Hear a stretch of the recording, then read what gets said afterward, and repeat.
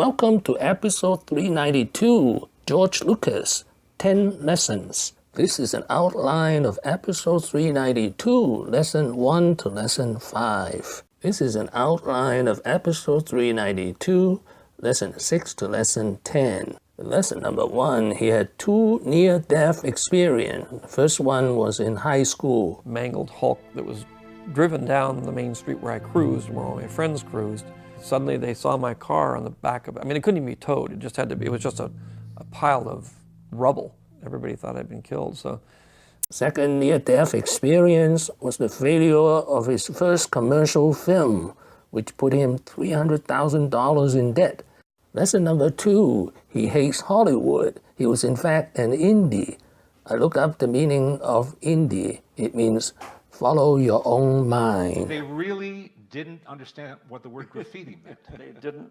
The studio executives generally are not the most sophisticated people in the world. And you will find that if you go to Hollywood. I hope you don't, because you don't want to be oppressed by people who are not as smart as you are. And I'm dumb. And obviously, I was not happy with Hollywood. I didn't want anything to do with them. And I didn't. Never made a movie in Hollywood, actually. I've made them everywhere else but Hollywood. You know, I avoided the studio because I was in San Francisco and they didn't bother to come up there.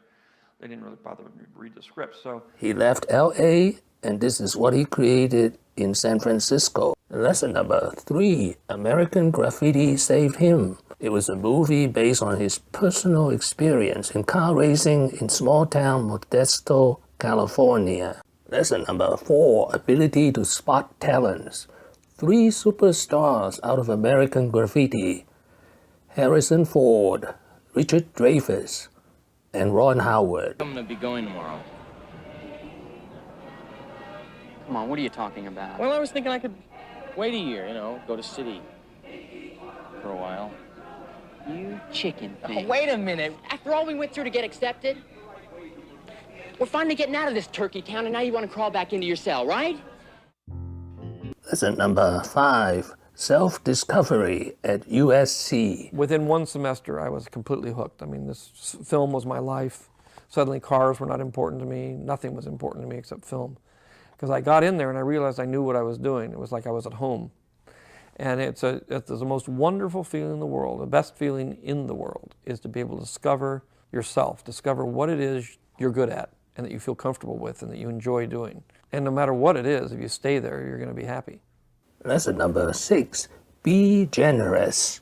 American Graffiti was not only a critical success, it was a blockbuster, turning out to be the most profitable investment Hollywood had ever made to that point. And George was quick to share that success. Out of his profits, he gave money or percentage points of the net profit to those he felt contributed to the film. It's a policy he continues today.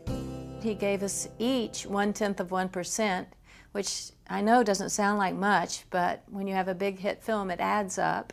And that was one of his points that he split, you know, between all the actors. And he didn't have to do that.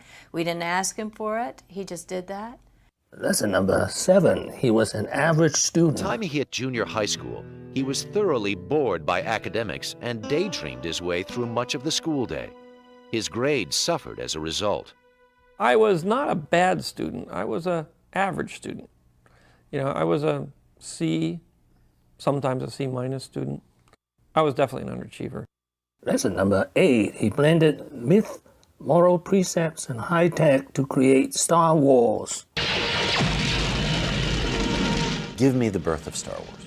Star Wars actually started when I was in college. And I sort of gotten very interested in myths and mythology at that point. So I was toying with the idea of doing a modern myth. And then I thought, well, where most mythology takes place in a distant place. So I said, well, the only place that's left really is outer space. I mean, it's the only place where we don't know what's there.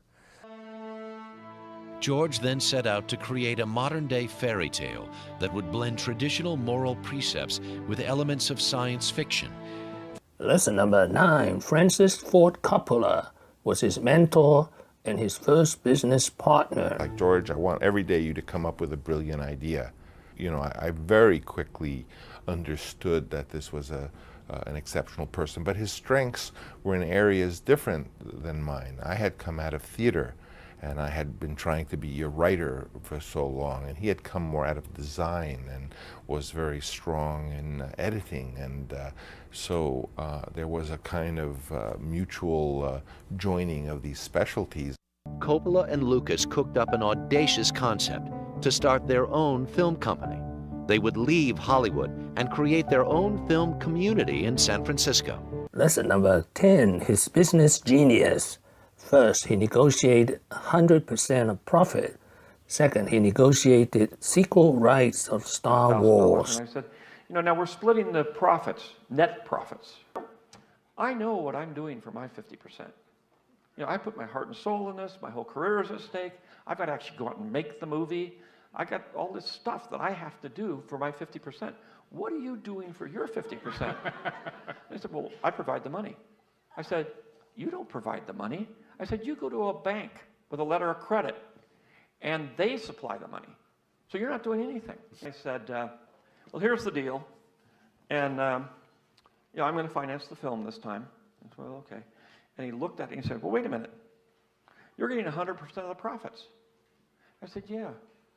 Once Star Wars was a hit, I had, out of defense, acquired the sequel rights because they figured it wasn't going to go anywhere. But nobody thought it was going to make any money. So it was like half of nothing is nothing. So they let me have the sequel rights. So I went to them and I said, look, I don't want, I'll take my salary. I'm not going to ask for $1 million. I signed the deal memo, and that's what I believe in. But everything is not mentioned in the deal memo. I'm going to relook at. It's about action figures. All the money's in the action figures. Yeah, okay. You know, if you own the movie, which I came to do, you make a lot of money.